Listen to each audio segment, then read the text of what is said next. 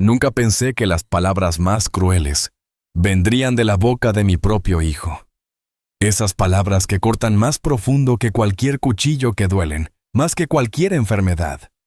Palabras que te hacen cuestionar todo lo que has construido, todo lo que has amado, toda una vida de sacrificios.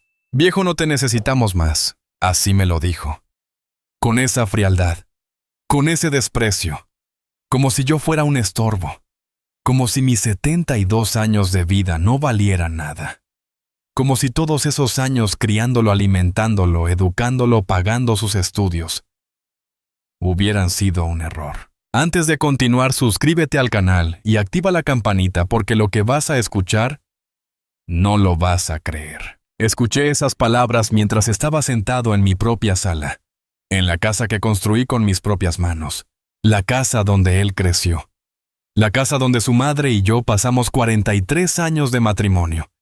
Y ahí estaba él, mi único hijo, diciéndome que ya no me necesitaba. Pero espera, porque lo que pasó después, lo que descubrí 3 días más tarde, cambió todo. Absolutamente todo. Me quedé paralizado. Las palabras se quedaron atascadas en mi garganta.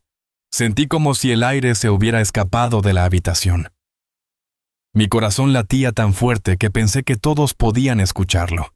Pero no dije nada, no en ese momento, porque algo dentro de mí, algo que había aprendido en más de 7 décadas de vida, me dijo que me quedara callado y observara y recordara. Había algo más en sus ojos, algo que no era solo la impaciencia de un hijo ocupado. No, era algo más oscuro, más calculado. Y cuando vi la sonrisa de su esposa Patricia detrás de él, supe que esto no había empezado ese día. Esto había sido planeado, organizado, ensayado. Pero yo no dije nada, todavía no. Porque si hay algo que la vida te enseña cuando llegas a esa mi edad, es que las personas revelan su verdadero rostro cuando creen que ya no tienen nada que perder. Cuando creen que ya ganaron. Cuando bajan la guardia. Y yo necesitaba ver ese rostro. El rostro real de mi hijo. El rostro real de la mujer con la que se había casado. El rostro real de la familia que creí haber construido. Lo que no sabían es que 3 días antes de esa conversación yo había escuchado algo. Algo que me heló la sangre. Algo que me hizo entender que todo lo que estaba a punto de suceder no era casualidad. Era un plan. Un plan cuidadosamente elaborado para quitarme todo. Mi casa, mi dignidad, mi libertad. Pero ellos no lo sabían. No sabían que yo había escuchado. No sabían que yo había tomado medidas. No sabían que el viejo, al que despreciaban, todavía tenía algunos trucos bajo la manga. Porque verás, hay una diferencia entre ser viejo y ser tonto. Hay una diferencia entre ser vulnerable y ser indefenso. Hay una diferencia entre estar solo y estar desprotegido. Y yo estaba a punto de enseñarles esa diferencia. Así que cuando mi hijo me dijo, «Viejo, no te necesitamos más», yo simplemente asentí. Bajé la cabeza. Dejé que creyeran que habían ganado. Dejé que creyeran que yo era débil. Dejé que creyeran que podían hacer conmigo lo que quisieran. Porque a veces la mejor defensa es dejar que tu enemigo crea que ya no tienes ninguna. Pero lo que no sabían, lo que nunca imaginaron, es que 48 horas después, yo estaría en un hospital. No porque ellos me llevaran, no porque me hubieran cuidado, sino porque el destino tiene maneras extrañas de revelarnos la verdad, de mostrarnos quién realmente está a nuestro lado cuando todo se derrumba. Y fue en ese hospital en lo que ellos pensaban que sería mi lecho de muerte donde mi hijo escuchó mi última palabra. Una sola palabra que cambió todo. Una palabra que le hizo llorar como no había llorado desde que era niño. Una palabra que le mostró el error más grande de su vida. Pero para entender esa palabra, para entender lo que sucedió en ese hospital primero, necesitas saber quién soy yo, de dónde vengo, qué construí, qué sacrifiqué. ¿Y por qué esas palabras de mi hijo me dolieron tanto? Porque esta no es solo la historia de una traición. Es la historia de un padre que amó demasiado. De una familia que se rompió por la codicia. y de una justicia que llegó de la manera más inesperada. Me llamo Eduardo Mendoza. Tengo 72 años, y durante más de 4 décadas creí que había construido una familia perfecta. Nací en un pueblo pequeño de Andalucía, en el sur de España. Mi padre era carpintero y mi madre costurera. No teníamos mucho, pero teníamos dignidad.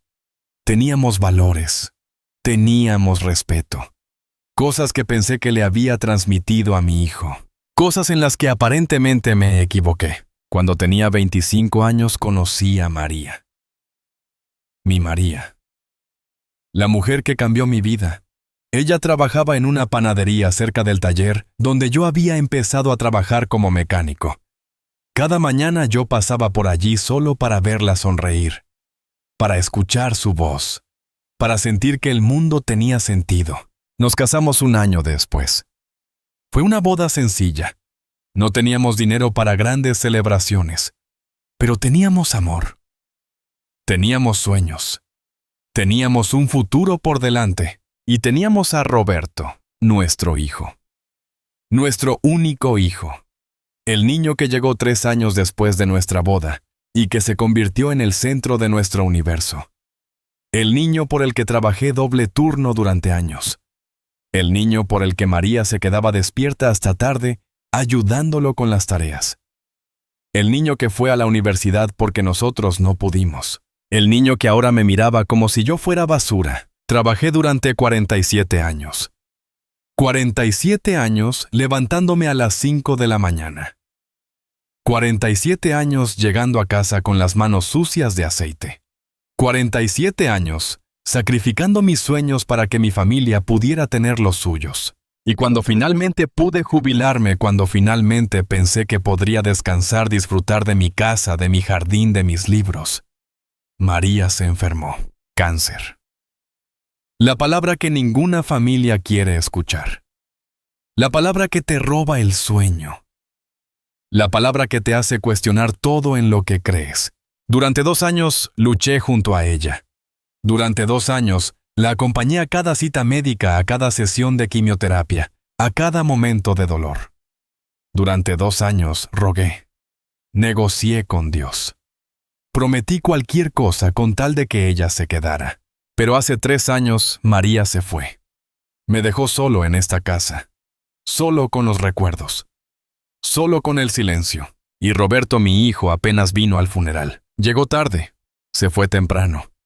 Y en los meses que siguieron sus visitas se volvieron cada vez más escasas. Al principio yo lo justificaba. Estaba ocupado con su trabajo. Tenía su propia familia. Tenía responsabilidades. Pero la verdad era más simple y más dolorosa.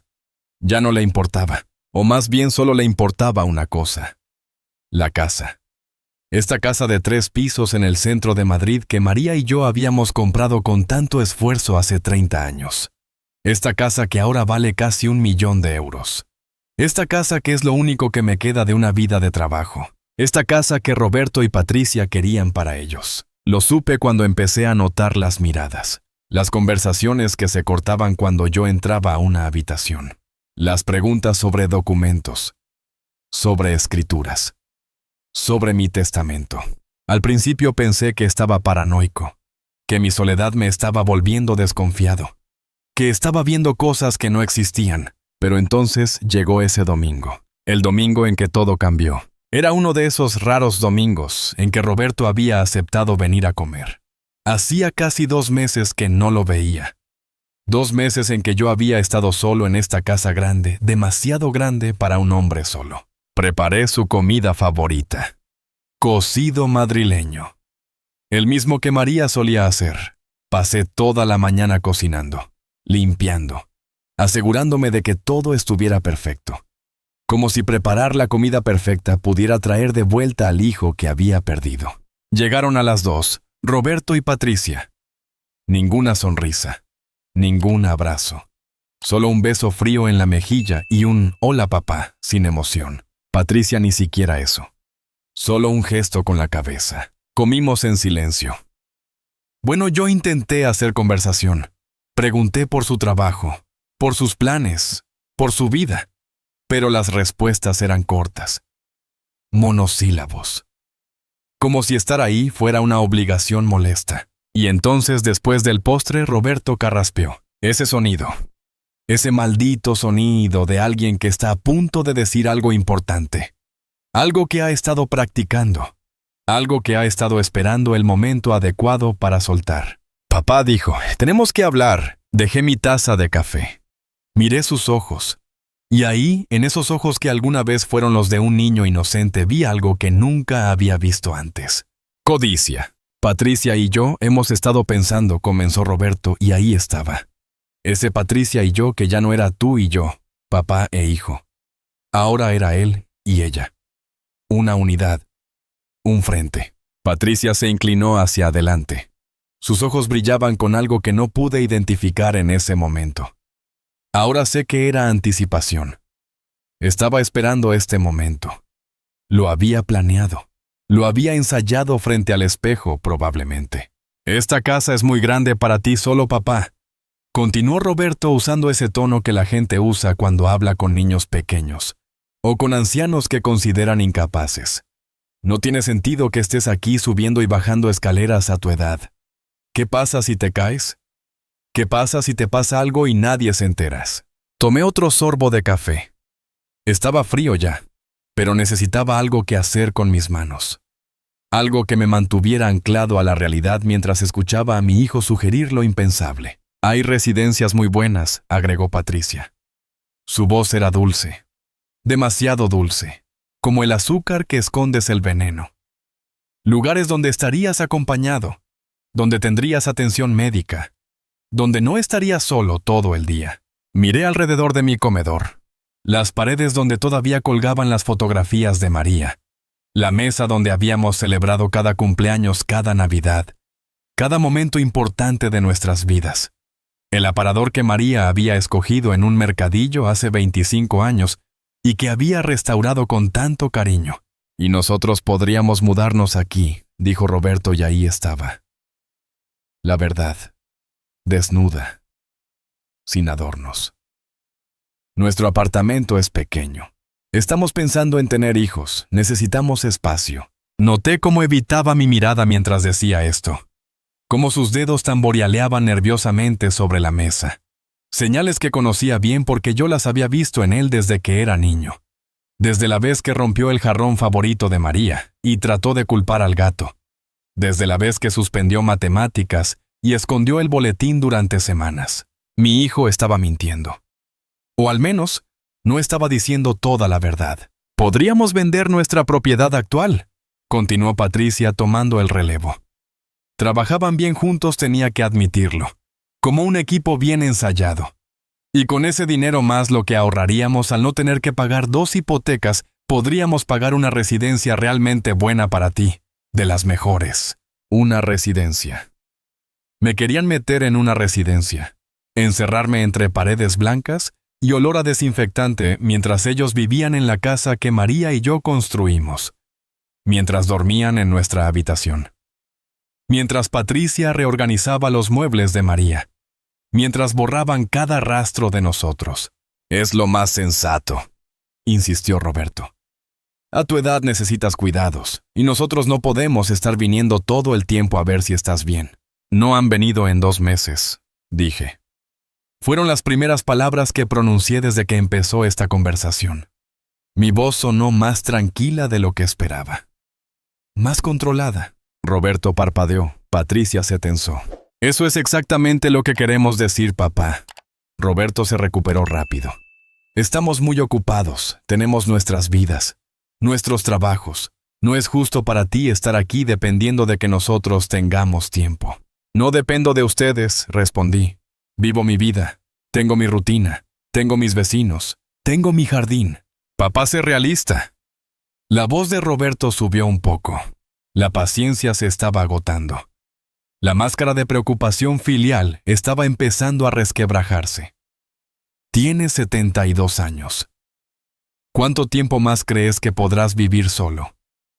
¿Qué pasa cuando ya no puedas subir las escaleras? Cuando no puedas cocinar.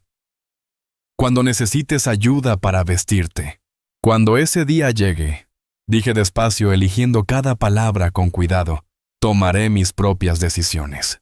Pero para entonces podría ser demasiado tarde. Patricia se inclinó más. Eduardo, tienes que pensar en el futuro. Tienes que ser práctico. Había algo en la forma en que dijo mi nombre. Sin el señor que usaba antes, sin el respeto. Solo Eduardo.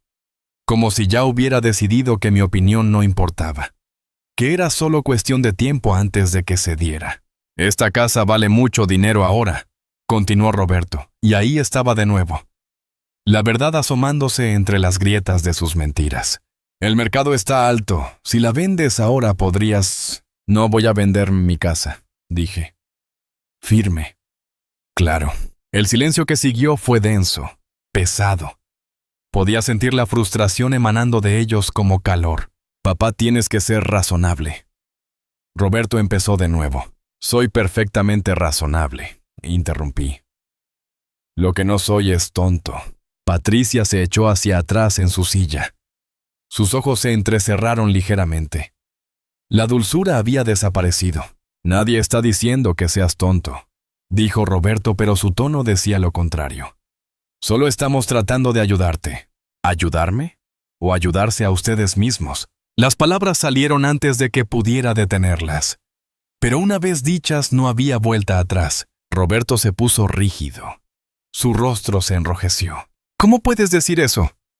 Su voz tembló. No de tristeza, de rabia. Después de todo lo que hemos hecho por ti, después de venir aquí y sacrificar nuestro domingo. Sacrificar, repetí la palabra. La dejé flotar entre nosotros. Venir a ver a tu padre es un sacrificio. No es eso lo que quise decir. Roberto se pasó la mano por el cabello. Un gesto de frustración que reconocí, porque yo solía hacer lo mismo. Pero tienes que entender nuestra posición. Estamos tratando de construir una vida, de formar una familia, y esta casa está aquí vacía la mayor parte del tiempo mientras tú... ¿Mientras yo qué? Pregunté. Mientras yo vivo en ella. Mientras yo mantengo vivos los recuerdos de tu madre. Mientras yo existo. Eso no es justo. Patricia intervino, su voz ahora cortante. Estamos preocupados por tu bienestar. Mi bienestar o mi herencia. Ahí estaba. Lo había dicho. La verdad cruda y desnuda. Roberto se levantó bruscamente. Su silla raspó contra el suelo de madera. El sonido era como un grito en el silencio tenso. No puedo creer que pienses eso de nosotros, dijo, pero no me miraba. No podía mirarme. Venimos aquí con amor, con preocupación genuina, y tú nos acusas de... No los estoy acusando de nada, dije manteniendo mi voz tranquila. Solo estoy estableciendo límites. Esta es mi casa, mi decisión, mi vida. Patricia también se levantó. Recogió su bolso con movimientos bruscos llenos de rabia contenida. Vamos, Roberto, dijo. No tiene sentido seguir esta conversación. Papá. Roberto se giró hacia mí, y por un momento, solo un momento fugaz, vi algo en sus ojos. Arrepentimiento. Vergüenza. No lo sé. Pasó demasiado rápido. Solo piénsalo. Piensa en lo que dijimos. Es por tu bien. Se fueron. La puerta se cerró con más fuerza de la necesaria. Escuché sus pasos bajando las escaleras, el motor de su coche arrancando. El sonido alejándose hasta que solo quedó el silencio. Me quedé sentado en el comedor, rodeado por los restos de una comida que había preparado con amor.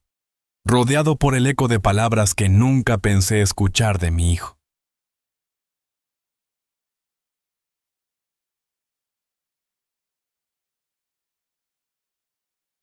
Viejo, no te necesitamos más. Esas palabras vinieron después. 3 días después, para ser exactos. Pero en ese momento, sentado solo en mi comedor, ya sabía que algo estaba terriblemente mal. Algo más que la codicia obvia. Algo más oscuro. Porque había notado cosas. Pequeñas cosas durante esa comida. La forma en que Patricia había mirado los cuadros de María con calculado interés, como si ya estuviera decidiendo qué quedarse y qué tirar. La forma en que Roberto había sacado su teléfono varias veces, mirando algo que parecía apurado por verificar. la forma en que ambos habían intercambiado miradas comunicándose en silencio. Había algo más, un plan más elaborado que simplemente convencerme de irme a una residencia. Me levanté despacio. Mis rodillas protestaron como siempre lo hacían después de estar sentado mucho tiempo. Comencé a recoger los platos. El cocido que había preparado con tanto cuidado apenas había sido tocado. Lo tiré a la basura plato tras plato. Mientras lavaba los trastes, miraba por la ventana de la cocina hacia el jardín. Mi jardín.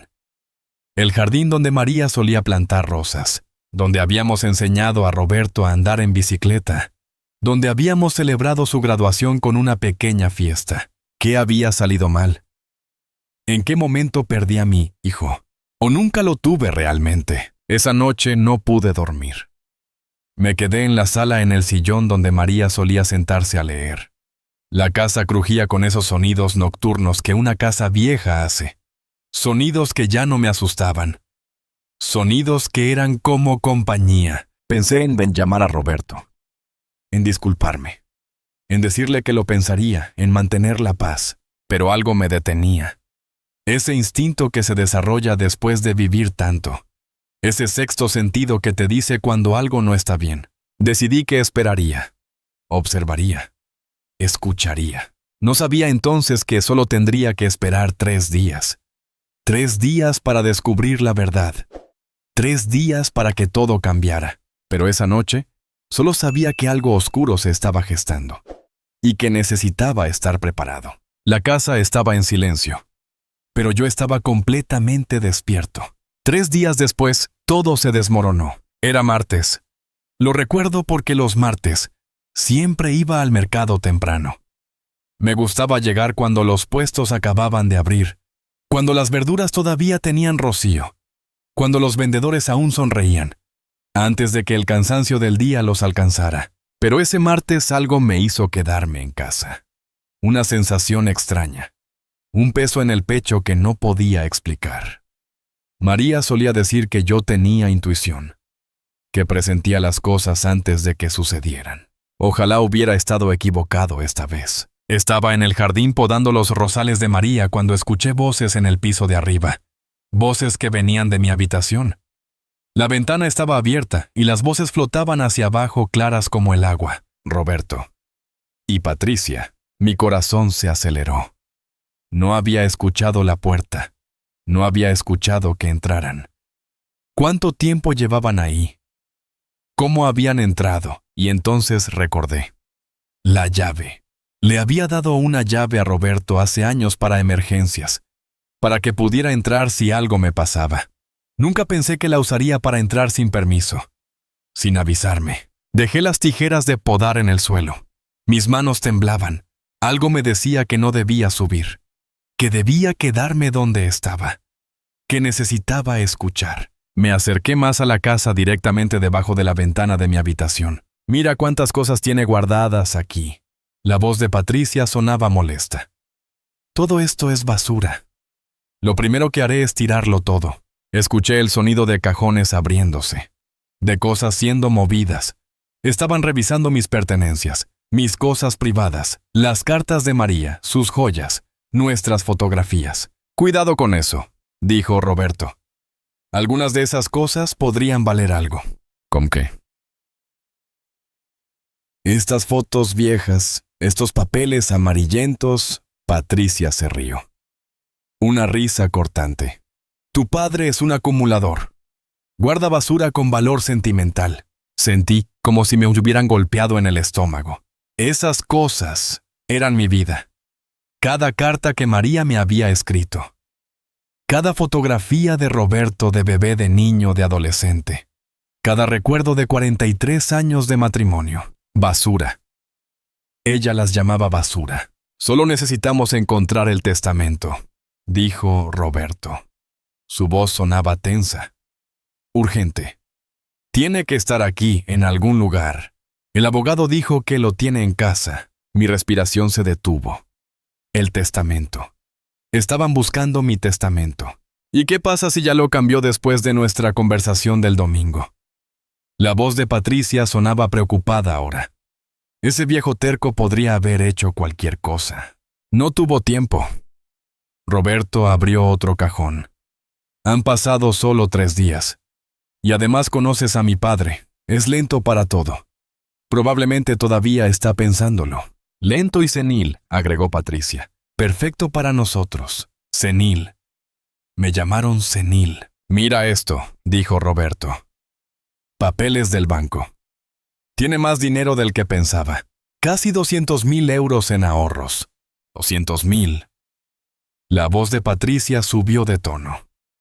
Y nos ha estado dando esa historia de que apenas le alcanza la pensión el viejo mentiroso. Es típico de su generación. Roberto sonaba distraído, probablemente leyendo los documentos. Esconden dinero debajo del colchón mientras dicen que son pobres. Pero esto es mejor de lo que pensaba.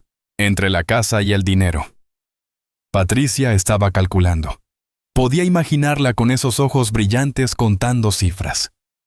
Estamos hablando de más de 1 millón de euros. 1 millón, Roberto. Lo sé. Entonces tenemos que acelerar esto. No podemos esperar a que él decida. ¿Qué pasa si conoce a alguien? ¿Qué pasa si alguna viuda del barrio le mete ideas en la cabeza? Eso no va a pasar. Mi padre es leal a mi madre incluso muerta. Hubo una pausa. Pero tienes razón. Necesitamos moverlo pronto. ¿Qué tal si hablamos con un médico? La voz de Patricia sonaba emocionada ahora. Conseguimos que lo declare incompetente. Demencia senil. A su edad no sería difícil. Un par de pruebas cognitivas, algunos testimonios. ¿Y quién da esos testimonios? Nosotros. Somos su familia. Podemos decir que está olvidando cosas. Que se confunde. Que no puede cuidarse solo. Mi mundo se tambaleaba. Estaban planeando declararme incompetente. Quitarme mi autonomía, mi dignidad, mi vida. Es arriesgado, dijo Roberto, pero no sonaba convencido. Sonaba como si estuviera considerándolo. Todo es arriesgado, respondió Patricia. Pero piénsalo. Una vez que tengamos la tutela legal, podemos tomar todas las decisiones por él. Vender la casa, acceder a sus cuentas, meterlo en la residencia más barata que encontremos y quedarnos con la diferencia. La residencia más barata, que todavía tienes escrúpulos. Patricia sonaba impaciente. Roberto es él o nosotros. Es su dinero en sus manos desperdiciándose o en nuestras manos construyendo nuestro futuro. Él ya vivió su vida. Ahora nos toca a nosotros. Hubo un silencio. Un silencio que se extendió demasiado. Un silencio en el que mi hijo, mi único hijo, estaba decidiendo si traicionarme completamente. Está bien, dijo finalmente Roberto. Pero tenemos que ser inteligentes. No podemos parecer desesperados. Necesitamos que parezca que todo se hace por su bien. Por supuesto. Patricia sonaba satisfecha. Pobrecito papá, tan confundido, tan incapaz. Qué suerte tiene de tener un hijo tan devoto que se hace cargo. Se rieron. Ambos se rieron. Mis piernas casi cedieron. Me agarré de la pared para no caer. Mi hijo. Mi propio hijo. El bebé que había cargado en mis brazos. El niño al que había enseñado a andar en bicicleta. El joven que había llorado en mi hombro cuando su primer amor lo dejó. Ese hijo estaba conspirando para robarme todo. ¿Encontraste el testamento?, preguntó Patricia. No, pero encontré el nombre de su abogado. Alberto Ruiz. Tiene una oficina en la calle Alcalá. Perfecto, podemos investigarlo, ver si es sobornado o amenazable. O podemos simplemente convencer a mi padre de que lo cambie. Voluntariamente. Después de cómo le hablaste el domingo, lo dudo. Entonces tengo que disculparme. Roberto sonaba resignado. Hacer las paces. Hacerle creer que me preocupo. Y si no funciona, otra pausa, más larga esta vez. Entonces hacemos lo que sea necesario. Esas palabras. Esas terribles palabras. Hacemos lo que sea necesario. Vámonos, dijo Patricia. No quiero que nos encuentre aquí. Todavía no. Escuché sus pasos acercándose a la puerta de la habitación. Entré en pánico. No podía dejar que me vieran. No podía dejar que supieran que había escuchado. Corrí hacia el jardín hacia donde había dejado las tijeras. Me agaché junto a los rosales, tratando de controlar mi respiración, tratando de parecer normal. La puerta principal se abrió. Los escuché bajar las escaleras. «Eduardo», llamó Roberto. Su voz sonaba preocupada. Falsa. «Papá, ¿estás ahí?». No respondí. Me quedé inmóvil con las tijeras en la mano, pretendiendo estar concentrado en las rosas. «Ahí estás». Roberto apareció en el jardín. Su sonrisa era perfecta, practicada. No respondías y me preocupé. «Te llamé desde la puerta». Mentira. No había llamado. Había citado sin permiso, había revisado mis cosas. Había planeado mi destrucción. Estaba concentrado, dije sin mirarlo. No confiaba en lo que mi cara podría revelar. «Papá, vine a disculparme». Roberto se acercó. Patricia se quedó atrás observando. «Lo del domingo, me pasé de la raya. No debí presionarte así». Finalmente lo miré. Traté de ver algo, cualquier cosa del niño que había sido. Pero todo lo que vi fue a un extraño. Un extraño con el rostro de mi hijo. «Tienes razón», continuó. «Esta es tu casa.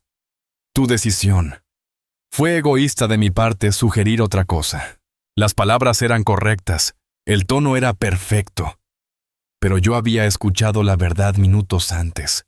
Había escuchado su plan. Había escuchado su traición». «Entiendo», dije simplemente. Roberto pareció sorprendido por mi respuesta breve. Esperaba más resistencia, quizás. O quizás esperaba que me derrumbara en gratitud. «¿Me perdonas?», preguntó. «Claro, así de fácil». Patricia intervino, su voz llena de suspicacia. «Así de fácil», repetí. «Es mi hijo. Siempre lo perdonaré». Las palabras eran ciertas incluso ahora. Incluso sabiendo lo que sabía, porque ese era mi problema. Amaba demasiado. Perdonaba demasiado, confiaba demasiado. Pero ya no más. Genial. Roberto sonrió aliviado. «Entonces, podemos empezar de nuevo. Sin presiones, sin conversaciones incómodas». «Sin presiones», asentí. «Perfecto. Bueno, tenemos que irnos. Patricia tiene trabajo, pero llamaré pronto». «¿De acuerdo?». «De acuerdo». Se fueron. Esta vez por la puerta principal como visitantes normales. Cuando el coche desapareció de la vista, mis piernas finalmente cedieron. Me senté en el suelo del jardín entre las rosas de María y por primera vez en 3 años lloré. Lloré por el hijo que había perdido. Lloré por la inocencia que había creído. Lloré por la familia que nunca tendría. Pero mientras lloraba, algo dentro de mí estaba cambiando. La tristeza estaba siendo reemplazada por algo más fuerte, más frío, más determinado. Si querían jugar sucio, yo podía jugar sucio también. Si querían tratarme como un viejo senil e indefenso, yo les mostraría exactamente lo equivocados que estaban. Porque 72 años no significan debilidad. Significan experiencia. Significan sabiduría. Significan que he visto suficiente de la vida para reconocer a los depredadores cuando los veo. Y ahora los veía claramente. Me sequé las lágrimas. Me levanté aunque todo mi cuerpo protestaba. Entré a la casa y fui directamente al teléfono. Marqué un número que tenía guardado desde hacía años. Un número que María me había hecho prometer que usaría si algún día lo necesitaba. «Bufete Ruiz y Asociados», contestó una voz profesional. «Necesito hablar con Alberto Ruiz», dije. Mi voz era firme, clara. «Es urgente, dígale que es Eduardo Mendoza. Él me conoce. Un momento, por favor». Esperé. Cada segundo parecía una eternidad. Pero no iba a colgar. No iba a rendirme. No iba a dejarlos ganar. «Eduardo». La voz familiar de Alberto llenó la línea. ¡Qué sorpresa! «¿Cómo estás, Alberto?», dije. «Necesito verte, hoy. Es sobre mi testamento y sobre algo más. Algo que necesito que sea completamente confidencial». Hubo una pausa. Alberto era inteligente. Probablemente ya estaba entendiendo que algo serio estaba pasando. «Puedo recibirte a las 4. ¿Te funciona?». «Ahí estaré». Colgué. Miré el reloj. Tenía 3 horas. 3 horas para organizarme, para planear, para prepararme. Subí a mi habitación. Todo estaba ligeramente desordenado. Podía ver dónde habían buscado, qué cajones habían abierto, qué documentos habían revisado, pero no habían encontrado lo que buscaban, porque yo no era tan tonto como pensaban. El testamento no estaba en casa. Nunca lo había estado. Estaba en una caja de seguridad en el banco exactamente donde Alberto me había aconsejado guardarlo años atrás, y en unas horas ese testamento iba a cambiar. Radicalmente, me duché. Me afeité. Me puse mi mejor traje, el que usaba para ocasiones importantes. Quería estar presentable. Quería estar lúcido. Quería que nadie nunca pudiera decir que no estaba en mi sano juicio cuando tomé las decisiones que estaba a punto de tomar. Mientras me anudaba la corbata frente al espejo, vi mi reflejo. Un hombre de 72 años me miraba de vuelta. Canoso, con arrugas profundas alrededor de los ojos, con la espalda ligeramente encorvada por décadas de trabajo duro.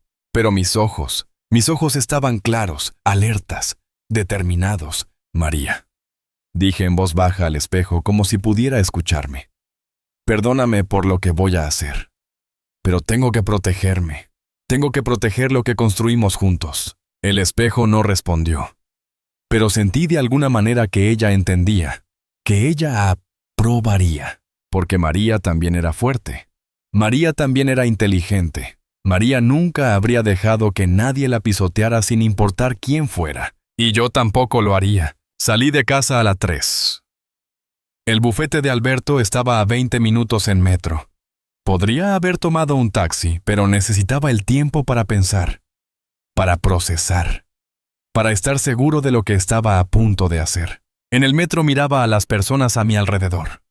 Jóvenes en su mayoría, ocupados con sus teléfonos, con sus vidas. Ninguno me miraba. Para ellos yo era invisible, solo otro anciano en el metro. Pero yo estaba más vivo que nunca, más despierto que nunca, más listo para la batalla que nunca. Llegué al bufete 5 minutos antes. La recepcionista me sonrió con amabilidad profesional. Señor Mendoza, el señor Ruiz lo está esperando. Tercer piso, última puerta a la izquierda. Subí en el elevador.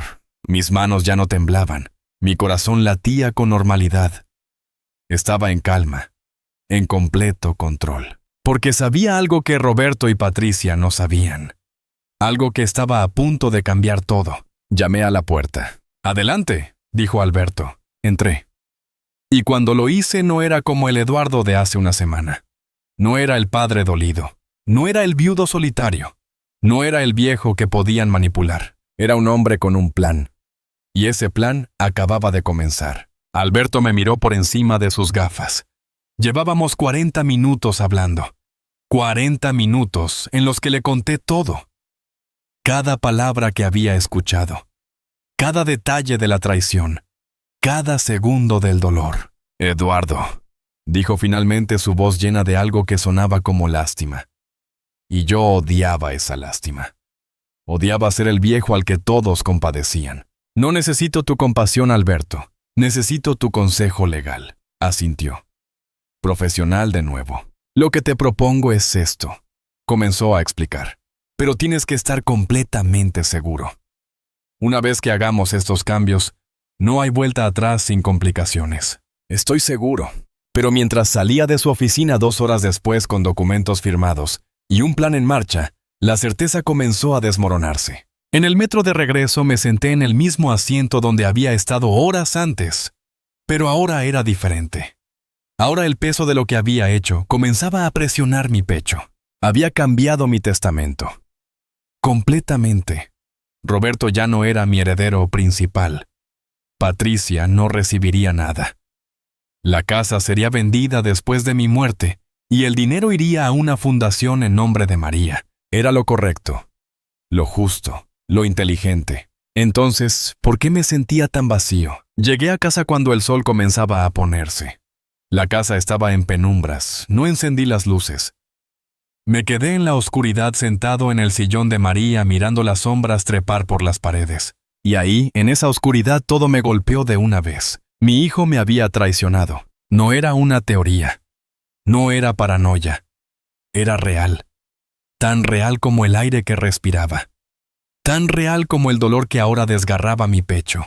¿Qué hice mal? La pregunta resonaba en mi mente una y otra vez, como un disco rayado, como una tortura. Fui demasiado permisivo, demasiado generoso, le di demasiado, o muy poco. Trabajé tanto que no lo vi crecer, o lo protegí tanto que nunca aprendió el valor de las cosas. Recordé cuando tenía 5 años y rompió el jarrón favorito de María jugando pelota en la casa. Le habíamos dicho 1000 veces que no jugara dentro, pero lo hizo de todas formas, y yo lo defendí. Le dije a María que no fuera tan dura con él, que era solo un niño, que los niños cometen errores. Recordé cuando tenía 12 años, y lo atraparon robando dulces en la tienda del señor Gómez. El señor Gómez quería llamar a la policía. Yo le supliqué que no lo hiciera. Pagué el doble del valor de los dulces. Le di una charla a Roberto sobre honestidad, pero ¿lo castigué? No realmente. No quería ser duro con él, no quería que me temiera, quería que me amara. Y mira dónde me llevó ese amor. A sentarme solo en la oscuridad mientras mi hijo planeaba robarme todo. Recordé cuando tenía 19 años y chocó mi coche. Estaba borracho. Podría haber matado a alguien, pero tuvo suerte. Solo dañó el coche, le grité. Por primera y única vez en su vida le grité. Le dije que era irresponsable, que era egoísta, que necesitaba madurar. María me detuvo. Es joven, dijo. Comete errores. ¿No los cometiste tú también? Y yo cedí. Siempre cedía. Porque María era mi mundo, y si ella decía que debíamos ser comprensivos, yo era comprensivo. Pero ahora María no estaba, y yo estaba pagando el precio de toda esa comprensión. ¿Me oyes, María? ¿Me oyes donde estés? Hablaba en voz alta ahora en la oscuridad de mi sala, hablando con una mujer que llevaba 3 años muerta, hablando con el único amor de mi vida. ¿Qué? O así.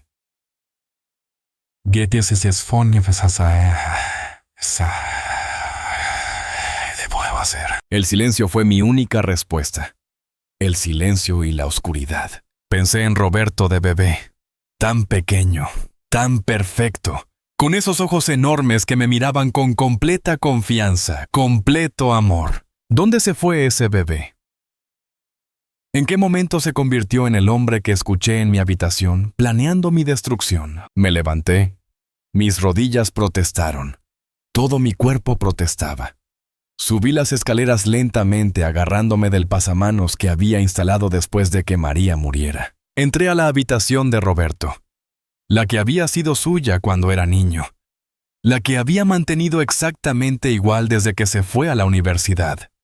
Su póster de Ronaldo todavía en la pared, sus trofeos de fútbol en el estante, su cama individual con las sábanas azules que tanto le gustaban. Me senté en esa cama, tomé su almohada.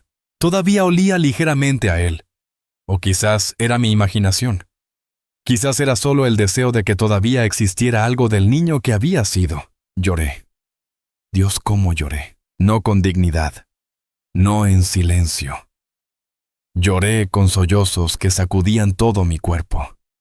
Lloré como no había llorado ni siquiera cuando María murió. Porque cuando María murió todavía tenía a Roberto. O eso creía. Pero ahora no tenía a nadie. 72 años y estaba completamente solo. ¿Vale la pena? ¿Vale la pena seguir? El pensamiento vino sin invitación. Oscuro. Terrible. Tentador. Sería tan fácil. Simplemente no levantarme mañana. Simplemente dejar que el cansancio ganara. Simplemente parar. Eduardo Mendoza, no te atrevas. La voz de María fue tan clara que por un momento pensé que estaba ahí. Me giré esperando verla, pero la habitación estaba vacía. No te atrevas a rendirte. No después de todo por lo que luchamos. No después de todo lo que construimos. No era real. Lo sabía. Era mi mente, mi memoria, mi necesidad desesperada de escucharla una vez más. Pero real o no tenía razón. Me sequé las lágrimas. Me levanté de la cama de Roberto. Miré alrededor de la habitación una última vez. Y entonces tomé una decisión. Mañana esta habitación sería diferente. Los pósters serían quitados. Los trofeos serían empacados, las sábanas serían cambiadas, porque este no era el santuario de mi hijo. Era el santuario de una ilusión, de un niño que nunca existió realmente, o que si existió había muerto hace mucho tiempo. Bajé las escaleras. Esta vez no me agarré del pasamanos. Esta vez caminé derecho, con la cabeza en alto. En la cocina preparé café. Fuerte. Negro. Como lo tomaba cuando trabajaba turnos dobles en el taller. Me senté en la mesa de la cocina con una libreta y un bolígrafo y comencé a escribir. Escribí todo lo que recordaba de la conversación que había escuchado. Cada palabra, cada detalle, las fechas, las horas, todo. Escribí sobre la visita del domingo, sobre sus demandas, sobre su plan. Escribí sobre mis sospechas, sobre mis miedos, sobre mis planes. Y mientras escribía algo extraño, sucedió. El dolor comenzó a transformarse, no desapareció. Probablemente nunca desaparecería completamente. Pero comenzó a endurecerse, a cristalizarse, a convertirse en algo más útil. Determinación. Porque sí, mi hijo me había traicionado. Sí, la familia que pensé tener era una mentira. Sí, estaba solo. Pero estar solo no significaba estar indefenso. Tenía mi mente clara, aguda, más aguda que la de muchos jóvenes que conocía. Tenía mi experiencia. 72 años de navegar el mundo, de resolver problemas, de sobrevivir. Tenía mi casa, mi dinero, mis recursos, y ahora tenía algo más. Tenía conocimiento. Sabía lo que planeaban. Y ellos no sabían que yo sabía. Esa era mi ventaja. Cerré la libreta. Miré el reloj. Era medianoche. Había estado escribiendo durante 3 horas. Me sentía exhausto. Pero también sentía algo que no había sentido en días. Esperanza. No esperanza de que Roberto cambiara. No esperanza de que esto fuera un malentendido. No esperanza de recuperar a mi hijo. Esa esperanza estaba muerta. Enterrada junto con el niño de los ojos grandes, que alguna vez me miró con amor. No. Esta era una esperanza diferente. La esperanza de que yo sobreviviría a esto. De que no sería la víctima que ellos esperaban. De que tendría la última palabra. Subí a mi habitación. Me acosté en el lado de la cama que siempre había sido mío. El lado de María estaba vacío como siempre lo había estado desde que murió. María. Susurré en la oscuridad. Mañana comienzo a luchar. Sé que no aprobarías el conflicto. Siempre preferiste la paz. Pero esta vez no hay paz posible. Esta vez es supervivencia. Cerré los ojos. Y por primera vez en 3 noches dormí. No fue un sueño tranquilo. Soñé con Roberto niño. Con Roberto adolescente. Con todos los momentos en que pensé que estábamos construyendo algo hermoso. Algo duradero. Pero cuando desperté con la luz del amanecer filtrándose por las cortinas, los sueños se desvanecieron. Y quedó solo la realidad. Me levanté. Me duché. Me vestí. Y mientras me anudaba los zapatos, mi teléfono sonó. Roberto. Mi mano tembló sobre el teléfono. Por un segundo pensé en no contestar. En dejar que fuera a buzón de voz. Pero no. Necesitaba escuchar qué diría. Necesitaba actuar normal. Necesitaba que creyera que nada había cambiado. Roberto. Contesté tratando de sonar sorprendido. Complacido. Papá, ¿cómo estás? Su voz era cálida. Falsa. Solo llamaba para ver cómo te fue ayer. Hiciste algo interesante. Interesante, si supiera. Oh, nada especial. Jardinería. Lo usual. Bien, bien. Escucha, Patricia y yo pensamos, ¿qué tal si cenamos juntos este viernes en tu casa? Puedo traer la comida, no tienes que cocinar nada. Quieren venir. Quieren revisar que no haya hecho nada. Quieren seguir evaluando. No, planeando. Me encantaría, dije. Y era verdad. Por razones completamente diferentes a las que él imaginaba. Perfecto. A las 8 entonces. Nos vemos, papá. Nos vemos, hijo. Colgué. Miré mi reflejo en el espejo del recibidor. El hombre que me miraba de vuelta ya no era el mismo de hace una semana. En sus ojos había algo nuevo. Algo duro. Algo que Roberto y Patricia no esperaban. Que vengan, dije en voz alta. Que vengan y jueguen sus juegos. Porque ahora yo también estaba jugando. Y ellos no sabían que las reglas acababan de cambiar. Abrí la puerta de mi casa. El sol de la mañana me dio en la cara. Respiré profundo el aire fresco. Había una vida por delante. No la vida que había planeado. No la vida que había esperado. Pero una vida. Mi vida. Y nadie, ni siquiera mi propio hijo, me la iba a quitar. Porque si algo me había enseñado María en nuestros 43 años juntos, era esto: la dignidad no se mendiga. Se reclama. Y yo estaba a punto de reclamar la mía. El viernes llegó más rápido de lo que esperaba. Pasé esos días preparándome. No físicamente. Físicamente todo estaba igual. La casa limpia, la comida lista, todo normal. Pero mentalmente era un hombre diferente. Alberto me había llamado 2 veces. Me había explicado cada detalle del Nuevo Testamento. Me había dado copias certificadas. Me había aconsejado sobre mis derechos, sobre mis opciones, y me había dado algo más. Algo que no esperaba. Un pequeño dispositivo. Una grabadora digital del tamaño de una moneda. Eduardo me había dicho el miércoles cuando fui a recogerla. En España puedes grabar conversaciones en tu propia casa sin consentimiento de los otros si hay sospecha de actividad ilegal.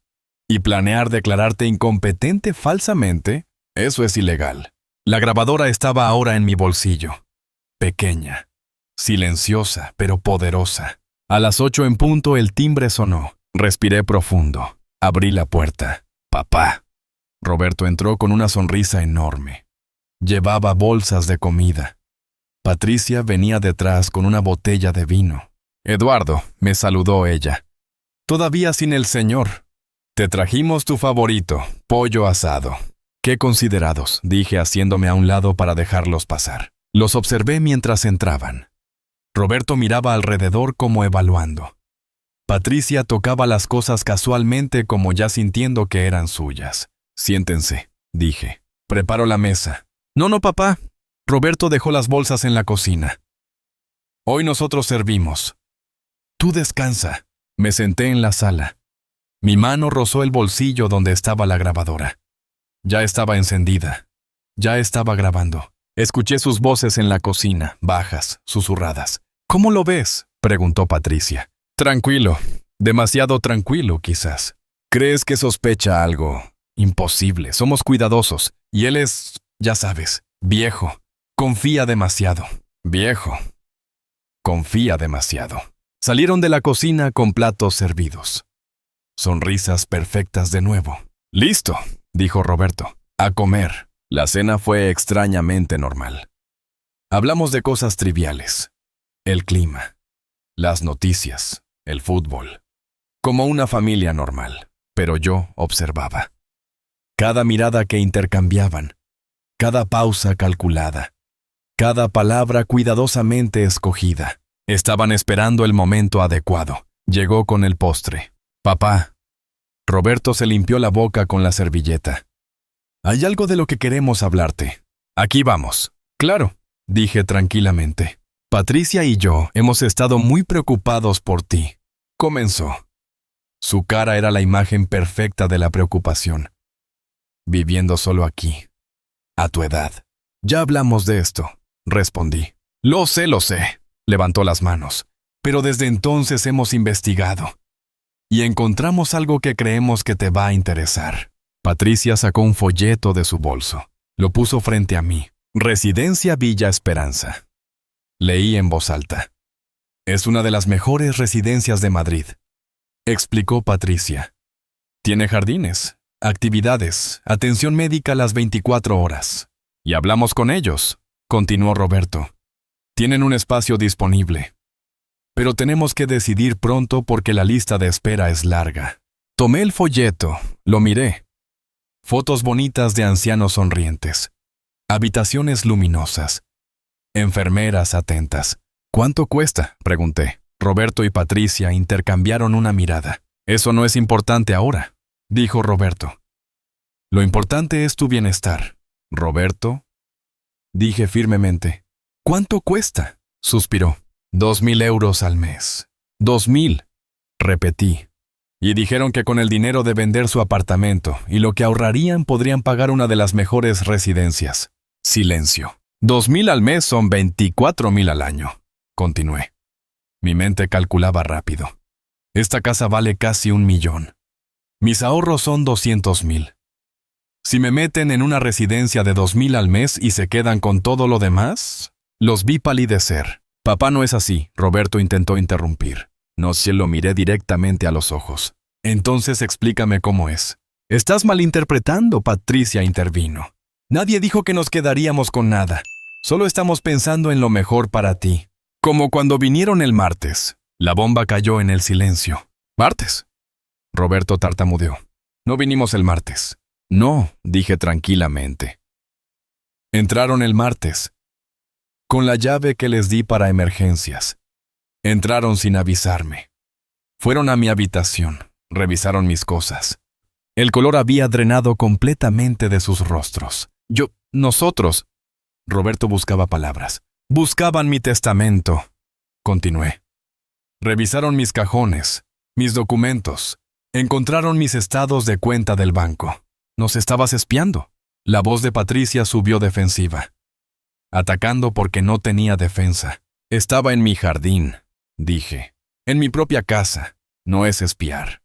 Es vivir. Ustedes fueron los que entraron sin permiso. Papá, ¿podemos explicar? Roberto se inclinó hacia adelante. Estábamos preocupados. Queríamos ver si tenías todo en orden.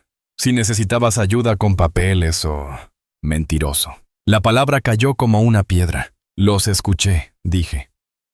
Cada palabra clara. Controlada. Escuché cada palabra que dijeron. Sobre declárame incompetente. Sobre conseguir tutela legal.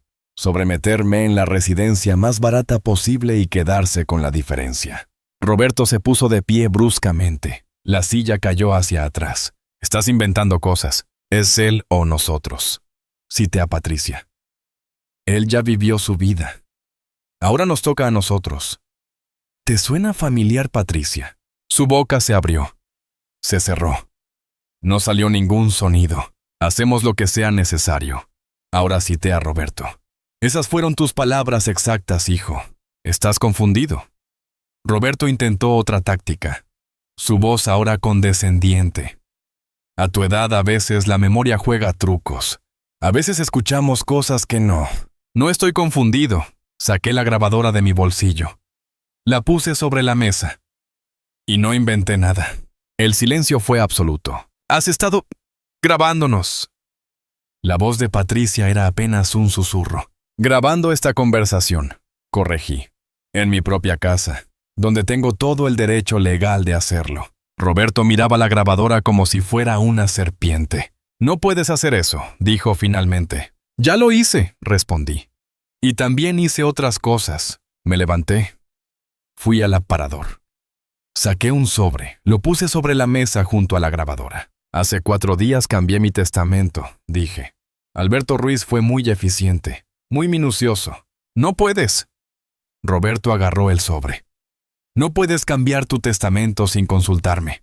Soy tu hijo. Y por eso tenía todo el derecho de esperar tu lealtad. Mi voz se quebró ligeramente. Tu amor, tu respeto. Papá. Pero no lo tengo, ¿verdad? Lo miré. Realmente lo miré. Tengo tu codicia, tu impaciencia, tu desprecio. No es verdad, gritó. Te amo, siempre te he amado. Viejo senil, dije suavemente. Basura con valor sentimental. ¿Qué pasa si alguna viuda le mete ideas en la cabeza?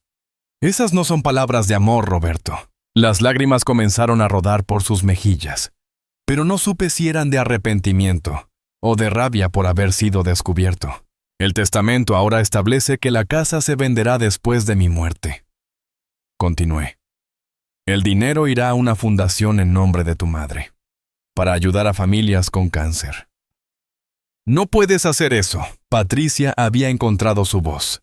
Esa casa debería ser para Roberto. Es su herencia. La herencia se gana, dije. Con amor, con respeto, con cuidado. No con planes de declararme incompetente para robarme. No íbamos a robarte. Roberto golpeó la mesa. Solo queríamos asegurarnos de que estuvieras cuidado. En la residencia más barata que pudieran encontrar. No tenía respuesta para eso. Quiero que se vayan, dije. Mi voz calmada de nuevo.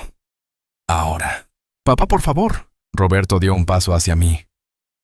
Podemos arreglar esto, podemos hablar, puedo explicar. ¿No hay nada que explicar? Lo interrumpí. Y no hay nada que arreglar. Esto está roto más allá de cualquier reparación. No. Roberto negaba con la cabeza. No puedes hacer esto. Soy tu hijo. Soy todo lo que tienes. Prefiero no tener nada. Dije, ¿qué tener esto? Las palabras salieron antes de que pudiera detenerlas. Pero eran verdad. Dolorosamente, devastadoramente verdad. Estás cometiendo un error. Patricia agarró su bolso. Su máscara de preocupación finalmente había caído. Lo que quedaba era rabia pura. Eres un viejo tonto y amargado. Y vas a morir solo. Quizás, asentí, pero moriré con dignidad. Y eso es más de lo que ustedes tendrán nunca. Se fueron. Roberto intentó hablar una vez más en la puerta, pero Patricia lo arrastró afuera. La puerta se cerró, y me quedé solo. Pero esta vez la soledad se sentía diferente. No era la soledad de la pérdida. Era la soledad de la libertad. Tomé la grabadora. La apagué. La guardé cuidadosamente. Tomé el sobre con la copia del testamento. Lo guardé de nuevo. Y entonces, por primera vez en semanas, sonreí. No era una sonrisa feliz. Era una sonrisa de satisfacción. De justicia. De haber sobrevivido. Mi teléfono sonó. Un mensaje de Roberto. Esto no se queda así. Voy a pelear el testamento. Voy a demostrar que no estás en tus cabales. Voy a ganar. Leí el mensaje 2 veces. Y entonces escribí mi respuesta. Inténtalo. Alberto Ruiz es el mejor abogado de Madrid. Y yo tengo grabaciones, documentos y testigos. Pero adelante. Pelea. Demuéstrale al mundo qué clase de hijo eres. Envié el mensaje. Apagué el teléfono y subí a mi habitación. Me acosté en mi lado de la cama. María, susurré en la oscuridad. Lo hice. No fue fácil, no fue agradable, pero lo hice. Y por primera vez desde su muerte sentí que ella estaba orgullosa de mí. Cerré los ojos y dormí profundamente. Sin pesadillas, sin remordimientos, porque había aprendido algo fundamental en estos últimos días. A veces perder a alguien no es perder. Es liberarse. Y yo finalmente era libre. Han pasado 8 meses desde aquella noche. 8 meses desde que cerré la puerta y dejé ir al hijo que creí tener. 8 meses desde que elegí la dignidad sobre la familia. 8 meses desde que aprendí que estar solo no es lo mismo que estar abandonado. Roberto nunca más volvió. Intentó, como prometió en su mensaje, pelear el testamento. Contrató un abogado. Presentó papeles alegando que yo no estaba en mis cabales, que había sido manipulado, que necesitaba ser evaluado. Alberto se encargó de todo. Las grabaciones fueron presentadas como evidencia. Mi evaluación psicológica mostró que estaba completamente lúcido. 3 vecinos testificaron sobre mi independencia, mi claridad mental, mi capacidad para cuidarme solo. El caso fue desestimado en 2 meses. Roberto tuvo que pagar las costas legales. Y algo más. Tuvo que enfrentar la realidad de que el mundo ahora sabía qué clase de hijo era. Porque en los juzgados las cosas no se quedan en secreto. Las personas hablan, los abogados comentan, las historias se filtran. Y la historia del hijo que intentó declarar incompetente a su padre para robarle su herencia. Esa historia se corrió rápido. Escuché por medio de una vecina que Roberto y Patricia se mudaron. No pudieron soportar las miradas en el barrio. Los susurros, el juicio silencioso de la gente que los conocía. Bien, no lo digo con alegría, no celebro su vergüenza, pero tampoco la lamento. Las acciones tienen consecuencias, y ellos están viviendo las suyas. En cuanto a mí, mi vida cambió de maneras que nunca esperé. La habitación de Roberto ya no existe. La convertí en un estudio. Tiene libreros llenos de los libros que siempre quise leer, pero nunca tuve tiempo. Tiene un escritorio donde escribo. Sí escribo. Memorias. Pensamientos. Cartas a María que nunca enviaré pero que necesito escribir. Los rosales de María florecen mejor que nunca. Les hablo cuando los cuido. Le cuento sobre mi día, sobre las cosas que veo, sobre cómo la extraño, pero también sobre cómo estoy aprendiendo a vivir sin ella. Conocí a otros viudos en el centro comunitario del barrio. Nos reunimos los miércoles para jugar dominó. Los jueves hay un club de lectura. Los viernes a veces vamos al cine. No estoy solo. Elegí no estarlo. Porque eso fue lo que aprendí en estos 8 meses. La soledad es una elección. Puedes estar rodeado de familia y sentirte solo. O puedes estar sin familia y sentirte acompañado. Depende de ti. La Fundación en Nombre de María está en marcha. Alberto me ayudó con todos los trámites legales. Ya hemos ayudado a 3 familias con los gastos del tratamiento de cáncer. Pronto serán más. Ese dinero que Roberto y Patricia codiciaban, está haciendo una diferencia real. Está salvando vidas. Está dando esperanza. Eso es un legado. No una cuenta bancaria acumulando polvo mientras los herederos pelean por ella. Me arrepiento de mis decisiones. Me han preguntado eso. Los vecinos con cuidado. Alberto profesionalmente. Incluso el padre Miguel de la iglesia con su compasión pastoral. Y mi respuesta siempre es la misma. No me arrepiento de haberlos confrontado. No me arrepiento de haber cambiado el testamento. No me arrepiento de haber elegido mi dignidad. Porque la dignidad no tiene edad. La dignidad no depende de cuántos años tienes o cuánta fuerza te queda. La dignidad es una decisión. Una decisión de no permitir que te traten como menos de lo que eres. Y yo soy Eduardo Mendoza. Tengo 73 años. Trabajé toda mi vida. Amé profundamente. Perdí mucho. Pero no perdí mi dignidad. Extraño a Roberto, sí. Todos los días.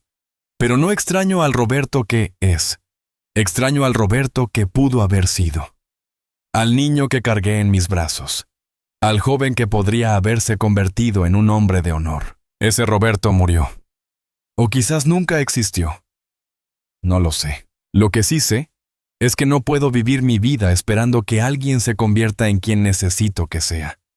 No puedo sacrificar mi paz por mantener la ilusión de una familia que dejó de serlo hace mucho tiempo. A veces las personas me preguntan si le daría otra oportunidad.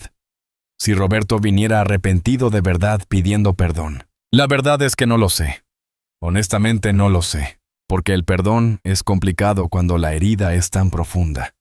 Cuando la traición viene de alguien que se supone te debe amar incondicionalmente. Pero lo que sí sé es esto: cualquier relación que tuviéramos en el futuro sería diferente. No sería padre e hijo en el sentido tradicional. Sería algo nuevo. Algo construido sobre verdad y límites claros, no sobre obligación y expectativas ciegas. Y no sé si Roberto es capaz de eso. No sé si alguna vez lo será. El tiempo dirá. Mientras tanto vivo. Realmente vivo. Cada mañana me levanto y decido cómo será mi día. Nadie me dice qué hacer. Nadie me trata como si fuera incompetente. Nadie espera que les entregue mi vida en bandeja de plata. Camino por el parque. Leo en mi estudio. Cocino comidas que me gustan sin preocuparme por complacer a nadie más. Veo películas que María odiaba pero que a mí me encantan. Dejo platos en el fregadero si estoy cansado. Desayuno a medianoche si me da la gana. Es mi vida. Finalmente, completamente mía. Y si hay algo que quisiera que otros aprendan de mi historia es esto: protege lo tuyo. No con avaricia, no con egoísmo, sino con sensatez. Ten un testamento claro, escrito por un abogado profesional que no tenga conexión con tu familia. Actualízalo regularmente. Asegúrate de que tus deseos estén documentados legalmente. No compartas información financiera con nadie, ni siquiera con tus hijos, a menos que sea absolutamente necesario. La información es poder, y algunas personas no pueden manejar ese poder. Conoce tus derechos. Como persona mayor tienes protecciones legales. Aprende cuáles son. No dejes que nadie te convenza de que eres incompetente o que no puedes tomar tus propias decisiones. Y lo más importante, el amor se mide en respeto, no en herencia. Un hijo que te ama no está pensando en qué obtendrá cuando mueras. Está pensando en cómo disfrutar el tiempo que tiene contigo. Está pensando en cómo hacer tu vida más fácil, más feliz, más plena. Si alguien en tu vida solo aparece cuando hay algo que ganar, esa persona no te ama, te tolera. Y hay una diferencia enorme. No tengas miedo de estar solo. Estar solo es mejor que estar rodeado de personas que solo esperan tu muerte para tomar lo que es tuyo. La verdadera familia no es la que comparte tu sangre. Es la que comparte tus valores, tu respeto, tu amor genuino. Y si tu familia biológica no cumple con esos estándares, está bien buscar familia en otros lugares, en amigos, en vecinos, en comunidades. Está bien decir no, está bien poner límites, está bien protegerte, porque tienes derecho a vivir tus últimos años en paz, con dignidad, sin ser víctima de la codicia de nadie. Esa es la lección que aprendí. Esa es la lección que quiero compartir. Hoy es un día hermoso. El sol brilla. Los rosales de María están llenos de flores rojas. Tengo una taza de café recién hecho junto a mí mientras escribo esto. En unas horas iré al centro comunitario. Carlos me desafió a una revancha de dominó. Dice que la semana pasada tuve suerte. Le mostraré que no fue suerte. Fue habilidad. Esta noche quizás vea una película, o quizás lea, o quizás simplemente me siente en el jardín y disfrute del silencio. Lo decidiré cuando llegue el momento, porque esa es la bendición de la libertad. La capacidad de elegir. Y yo elegí vivir, no sobrevivir. Vivir con dignidad, con paz, con la cabeza en alto. Eduardo Mendoza, 73 años, Madrid. Y esta es mi historia. Si mi historia te tocó el corazón, si reconociste algo de tu propia vida en mis palabras, si estás pasando por algo similar, quiero que sepas algo importante. No estás solo. Hay muchos de nosotros, muchos que hemos tenido que tomar decisiones difíciles, muchos que hemos elegido la dignidad sobre la comodidad, muchos que hemos aprendido que el amor verdadero no viene con condiciones.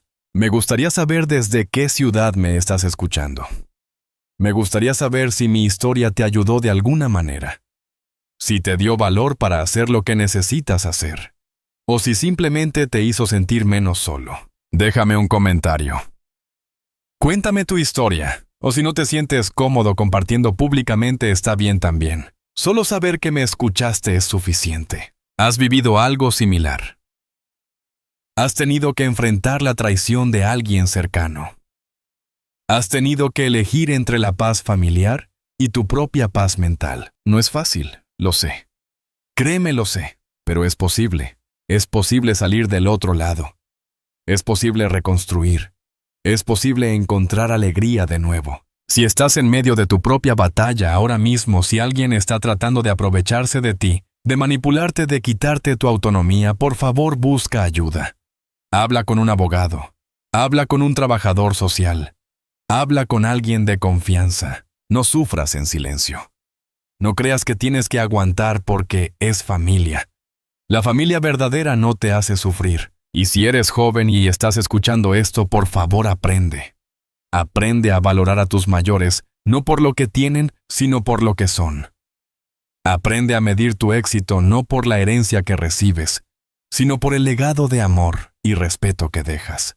Porque al final, cuando estés en mi lugar con 70 y tantos años mirando hacia atrás a tu vida, lo único que importará es cómo trataste a las personas, cómo amaste, cómo respetaste, cómo viviste. El dinero desaparece.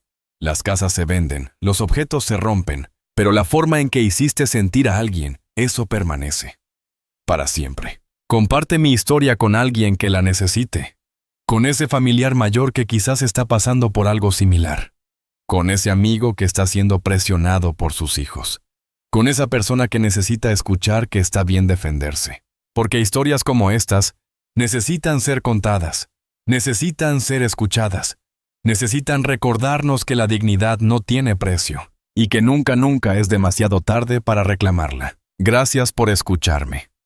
Gracias por darme este espacio para compartir mi verdad. Gracias por permitirme ser vulnerable con ustedes. Que la vida te trate con bondad. Que encuentres paz en tus decisiones. Que sepas cuándo quedarte y cuándo irte. Que tengas el valor de elegir tu propia dignidad siempre. Un abrazo fuerte desde Madrid. Desde mi jardín lleno de rosas. Desde mi vida que finalmente es mía. Eduardo Mendoza, 73 años, Madrid, España.